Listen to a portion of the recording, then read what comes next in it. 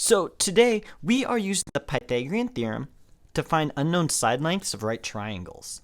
So the Pythagorean Theorem is probably the most famous math formula, and it says that a squared plus b squared equals c squared, where a and b are the lengths of the two legs of the right triangle, and c is the length of the hypotenuse of the right triangle. All right, so as you see here, we've got an example. We've got a right triangle. There's my right angle right there. And it gives us two sides. We're trying to find the third side. The first thing I always have my students do is label which two sides are the legs. And I always need to find that right angle first. And the two sides that form the right angle are my legs. All right, 16 and 29 are the legs. And we're going to label those A and B. And it doesn't matter which one's A and which one's B. These two are interchangeable. The legs are interchangeable. But the other side, the side that does not form the right angle, that's your hypotenuse. So that's what we're labeling C.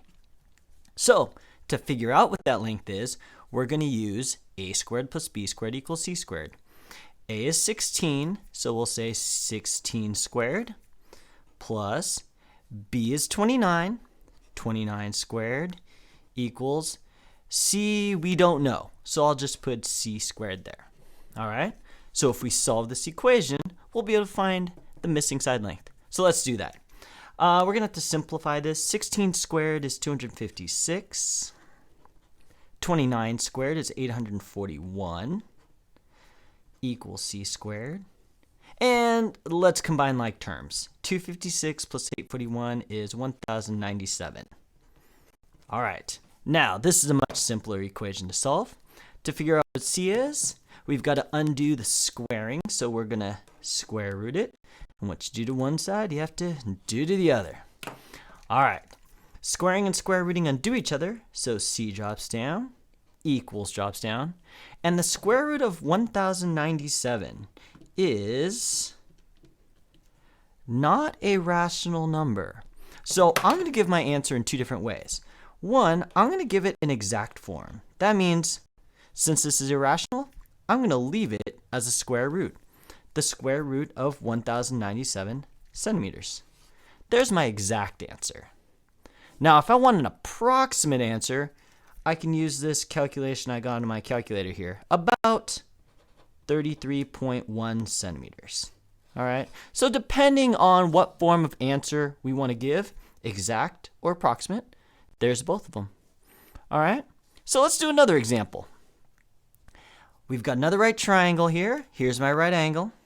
So first step, I need to figure out which sides are which. So here's the sides of my right angle, which means these are my A and B. All right. So let's call this A, this B. And again, A and B are always interchangeable. The one that's different, though, is the side that doesn't touch the right angle. That's this side. So that's C. So let's set it up using the Pythagorean Theorem.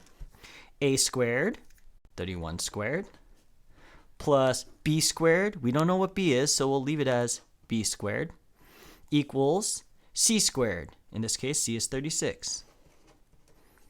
So notice, this one's a little different than last time. Last time, we didn't know the hypotenuse, so our equation had the unknown on the far right side by itself. This time, we don't know a leg. So the thing we don't know is kind of in the middle of the equation here.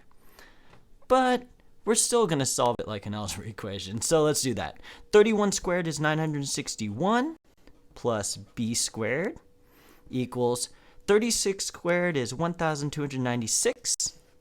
Now, to get b, I'm going to have to subtract 961 on both sides of the equal sign. When I do that, these undo each other. B squared drops down, equals drops down. 1,296 minus 961 is 335. We've almost got it. We've got b squared, though. I need b. So to undo b squared, I'm going to square root. What I do to one side, I have to do to the other. And squaring and square rooting undo each other. So I'm left with just b. And on the other side, the square root of 335 is, again, it's an irrational number. So I'm going to give two answers, just like last time. I'll give an exact answer, leaving this as a square root. the square root of 335 centimeters. So there's my exact answer. But my approximate answer, I'll use my decimal approximation, about 18.3. So there we go. All right. One more. This one's going to be a little bit trickier. Okay.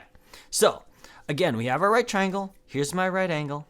I'm trying to find this side. Notice these are the two sides that form my right angle. So these are my A and B. We'll call this A, we'll call this B. The side that doesn't touch the right angle, that's my C. All right, so let's set this up. A squared, we don't know A, so we'll just leave it as A squared, plus B squared. B is 21, so this is 21 squared, equals C squared. C is the square root of 550.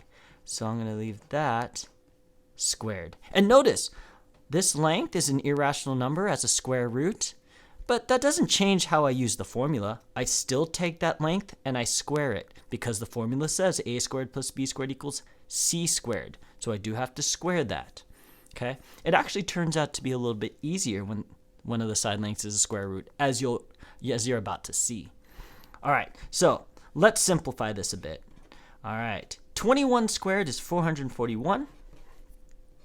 And the square root of 550 squared, you might think you need a calculator for that, but if you really think about it, you don't.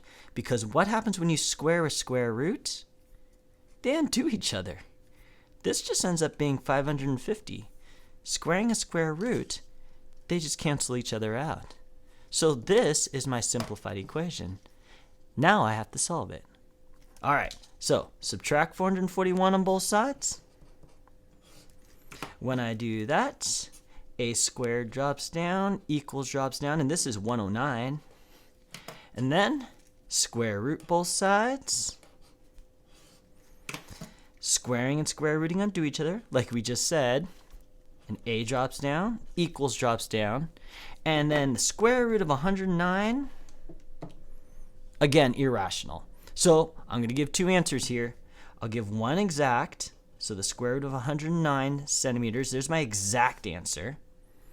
And then for my approximate answer, I'll use my decimal there. It's about 10.4.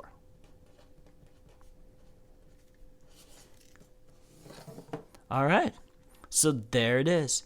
So when you're doing the Pythagorean theorem, make sure the first thing you do is label which sides are your A and B and which one is your C. That's the first thing you do. And then when you set it up with the Pythagorean theorem, just go step by step using algebra just like you always do.